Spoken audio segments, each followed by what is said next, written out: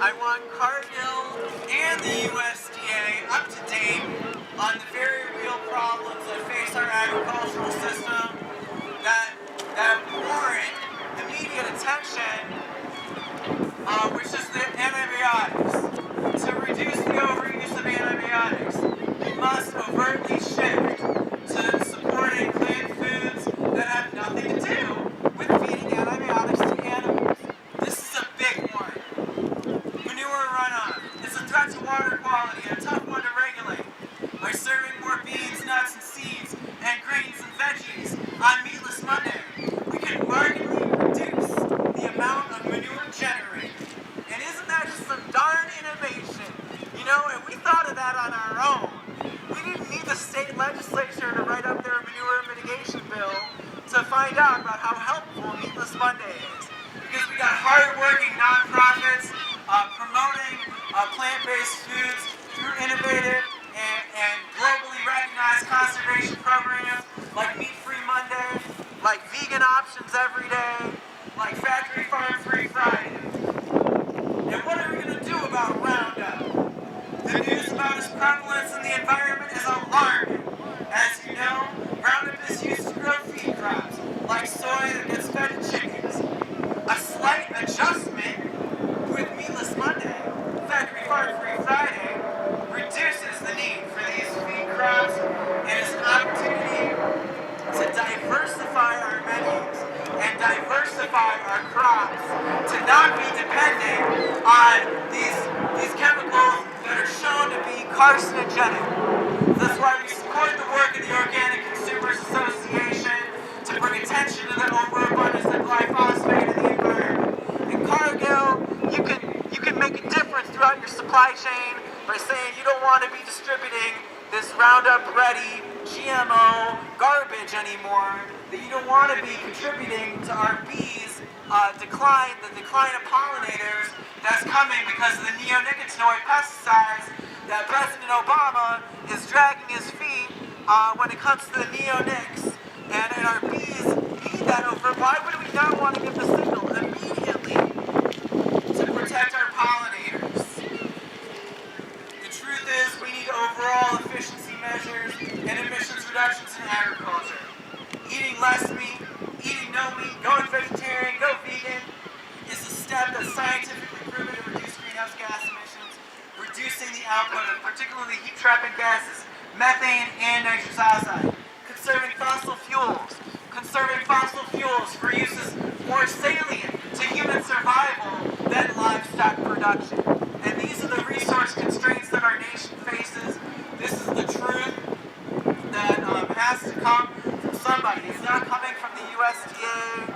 It's not exactly coming from the US EPA. Not just yet. But we're going to start to come around as the science and the imperative comes into question and comes into being an imperative that also the animals have justice as well, that we can stop their prolonged confinement and oppression.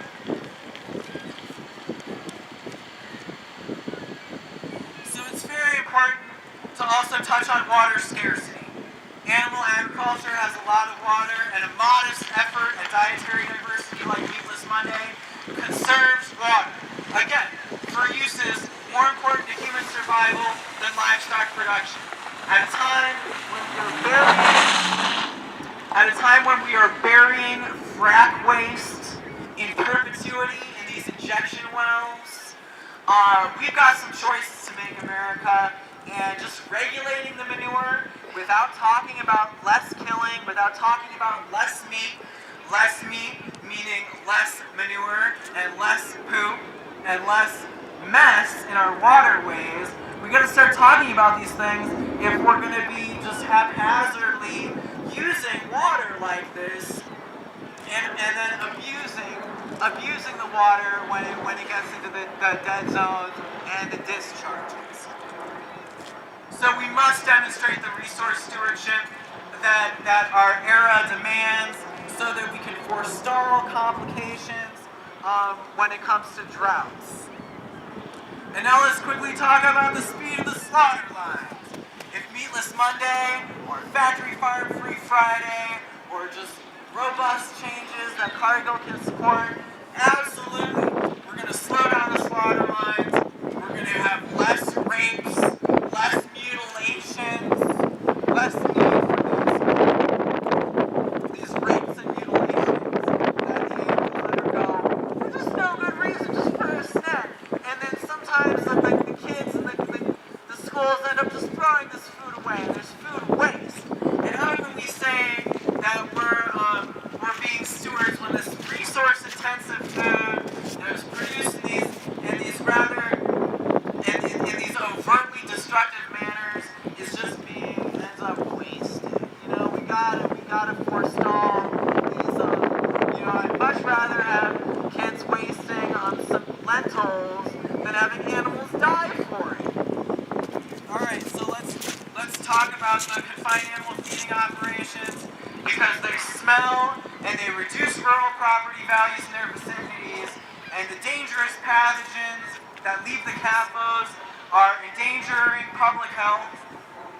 And by demanding less meat be produced in this manner, we're improving quality of life, we're improving property values, we're restoring the traditional farms and the traditional ways of life. And that's what Cargill can turn around its destruction and start to be more of a blessing to the countryside and a blessing to the health and wealth of this nation.